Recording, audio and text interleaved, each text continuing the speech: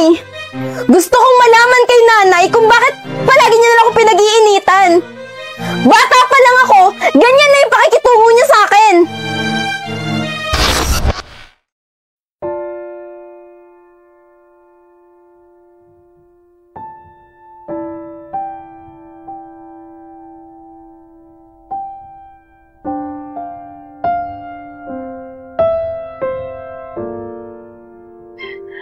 Nay. Huwag na. Ano, ngayon ka lang bata ka? Nasaan na yung cream na pinabibili ko sa'yo? Kailangan ko yun para bukas at magkikita-kita kami mga amiga. Nay, sorry po. Nakalimutan ko. Ang dami kasi namin ginawa kanina. Nung naalala ko naman, nakasakay na ako ng jeep. Tingnan mo kang bata ka. Wala ka nang ginawang matino. Kung ano-ano kasi iniintindi mo eh. Siguro pag nasa labas ka, hindi pag-aaral iniintindi mo. Puro pag lalakwat siya sa labas. Simpleng-simpleng utos, hindi mo magawa. Pasensya na po, Nay. Promise, sa susunod po hindi ko nakakalimutan. Di kakalimutan. Pa naman yan, Eva? Manong pagpahingin mo muna yung bata, kagagaling sa eskwela eh. Ano? Hoy, Ronnie, Ronaldo, manahimik ka ka dyan.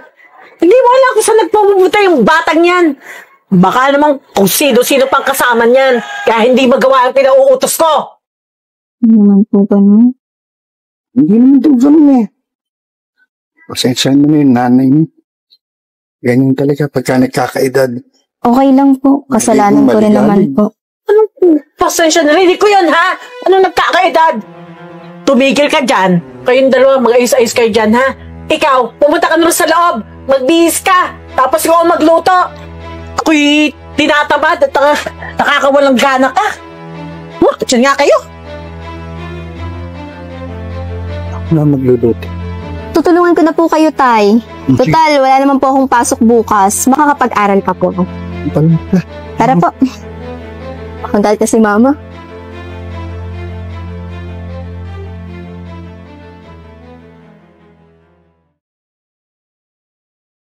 Ano pa ba yung sasagutan ko dito? Ay, tapos na ako dito. Kaya... Oh, Nay. wag na. Ano, nakapagluto ka na ba? Ay, Diyos ko, mga amiga ko. Puro mga nagsisipag-diet. Walang ginawa ko, di uminom ng tsaa. Ay, nako, nagutom lang ako tuloy. Ay, ano ba yan? Naku, Nay, hindi pa po. May exam po kasi ako kaya kailangan ko pong mag-review. Sabi naman po ni tatay kanina, siya na raw po ang magluluto. Ano ka ba naman bata ka? Inuuna mo pa yung pag-aaral mo, pwede mo naman pagpuyatan yan. Nakapag-aaral ka nga, gutom naman ng mga kasama mo dito sa bahay. Ano ka ba? Pasensya na po, Nay. Hindi na po mauulit. Ikaw, dapat habang bata pa, marunong ka nang mag-manage ng iyong oras.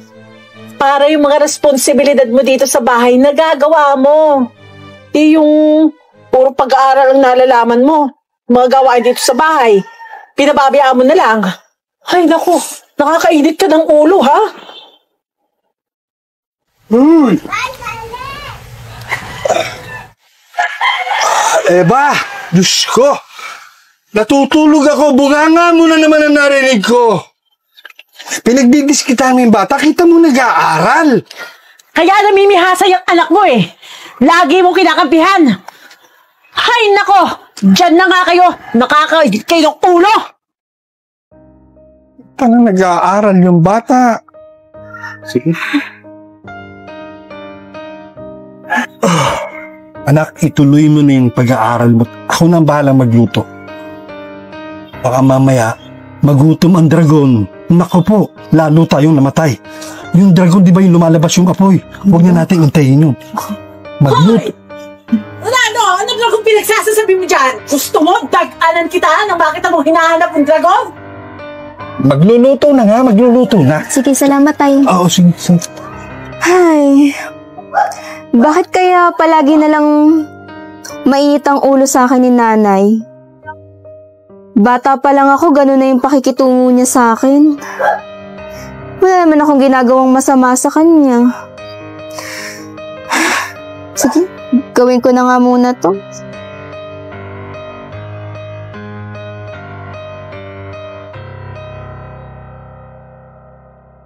Ay, ano pa bang kailangan kong gawin?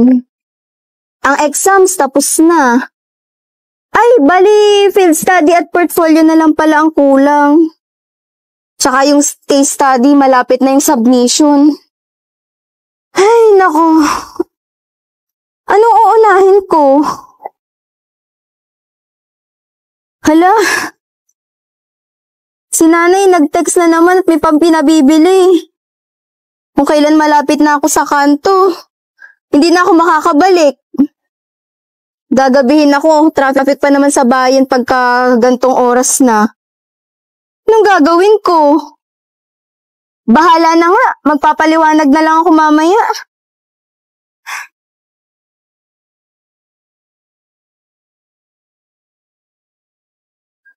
Nay. Asan na yung manok na pinabibili ko sa'yo? Wala tayong ulamin ngayong gabi. Naku, Nay. Nasa kanto na po ako malapit sa atin nung nag-text kayo. Hindi na ako nakabalik. Hayaan niyo po, dyan na lang ako sa labas bibili. Ilalapag ko lang po muna itong mga gamit ko.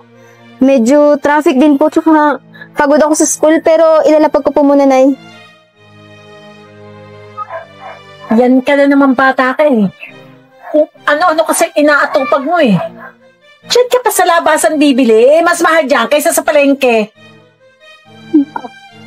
Nay, kung namamahalan kayo, ako na nga lang po ang magdadagdag ng kulang. Kayo na nga po itong late nag-text. Ako pa rin yung may kasalanan? Sumasakit ka ng photo. Ano ba? Huwag mo naman saktan yung bata. Ikaw, pag pinagsasabihan ka, umayos ka ha, ikaw pa ang galit.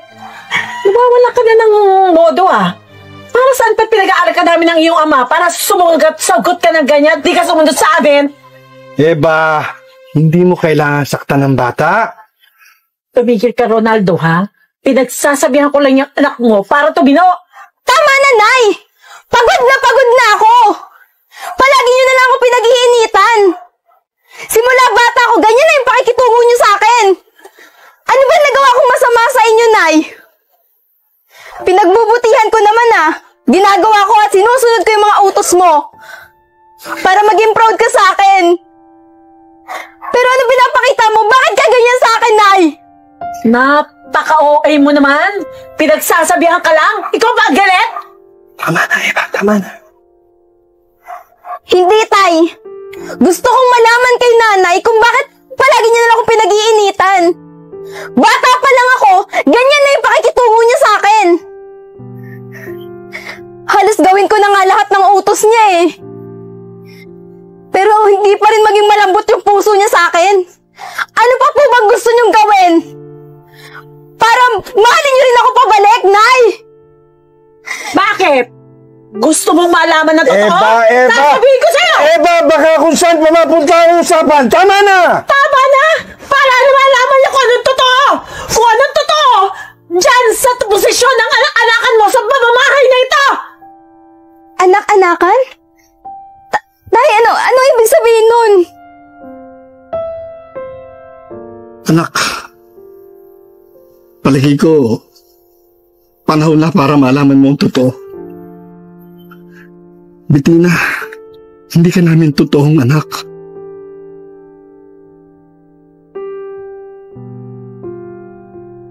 Napilitan kami umampon kasi gusto kong maging ama. Hindi ko naman nakalain na dadating tayo dun sa puntong ganito na hanggang ngayon dadalhin ng nanay mo yung kabiguan niya mabigyan ako ng anak. Nakuhanan siya nun. At pamula nun, sinabi ng doktor sa amin, hindi na kami magkakaanak. Kaya ikaw yun, Bettina. Hindi ko maintindihan, Tay. Bakit ngayon lang? Bakit ngayon pa? Ganun nga eh. patawarin mo kami ng nanay mo. Pero, itinuring naman kitang tunay na anak. Mahal na mahal ka namin ng nanay mo. Totoo ang narinig mo, Bettina. Hindi ka namin tunay na anak. Hindi ko to gusto. Masakit ang mawala ng tunay na anak. Pero anong gagawin ko? Hindi na ako magkakaanak. Kaya ikaw ang naging anak namin. Pero siguro, karma nga ito. Dahil sa ginawa ng pakikitungo ko sa'yo. Pero yun ay dahil sa napakasakit na nangyari sa akin. Matagal kong dinadala dito sa puso ko ang nangyari sa akin. Pasensya ka na, Bettina. Kaya pala ganun yung pakikitungo sa akin ni nanay. Pasensya na po sa nangyari sa inyo noon, ha? Pero sana po, wag niyo namang ibunton sa akin yung galit niyo sa mundo. Lahat naman ginawa ko para mahalin niyo ako pabalik, ha? Mahal na mahal ko po kayo, Nay. Mahal din kita, Tay. Ano ba po bang gusto niyong gawin ko? Para yung pagmamahal na hinahanap ko sa isang nanay ay may paramdam niyo sa akin, Nay. Patawarin mo ako, Bettina. Anak. Ikaw na, Eva. Mahal na mahal ka ng anak natin. Buksan mo naman ang puso mo para sa kanya.